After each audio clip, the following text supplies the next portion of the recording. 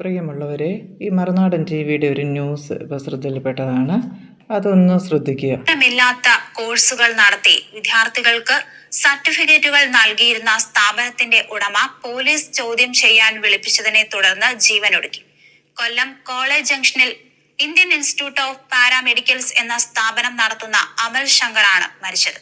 46 വയസ്സായിരുന്നു. വർഷങ്ങളായി ഇവിടെ ഇദ്ദേഹം വിദ്യാഭ്യാസ സ്ഥാപനം നടത്തി വരികയായിരുന്നു. ഭാരത് സേവക് സമാജിന്റെ പരിശീലന കേന്ദ്രമാണ് ഇതെന്നാണ് കുട്ടികളോട് ഇവർ പറഞ്ഞിരുന്നത്.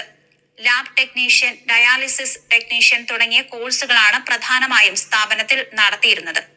കുട്ടികൾ ജോലിക്ക് ശ്രമിക്കുമ്പോഴാണ് ഈ കോഴ്സുകൾക്ക് അംഗീകാരമില്ലെന്ന് അറിയുന്നത്. പിന്നീട് അവർ സ്ഥാപനത്തിലെത്തി ബഹളം വെച്ചിരുന്നു. ഇതിനെ തുടർന്ന് പരാതി നൽകുകയായിരുന്നു. പിന്നീട് പോലീസ് ഇയാളെ ചോദ്യം ചെയ്യാൻ വിളിപ്പിക്കുകയായിരുന്നു. ഇതിനെ തുടർന്നാണ് അമൽ ആത്മഹത്യ ചെയ്തിരിക്കുന്നത്. ഓക്കെ, നിങ്ങളിത് കണ്ടുവല്ലോ. അപ്പം ഇതിൽ ഒരു മനുഷ്യൻ മരണപ്പെട്ടിരിക്കുന്നു. അപ്പം അതിൽ ദുഃഖമുണ്ട്. പക്ഷേ ഈ ഒരു കാരണം പോലീസ് ചോദ്യം ചെയ്തതിൻ്റെ ഇതാണോ അതോ അദ്ദേഹത്തിൻ്റെ എന്തെങ്കിലും പോരായ്മയുടെ കാരണം കൊണ്ടാണോ ആത്മഹത്യ എന്നൊന്നും നമുക്കറിയില്ല.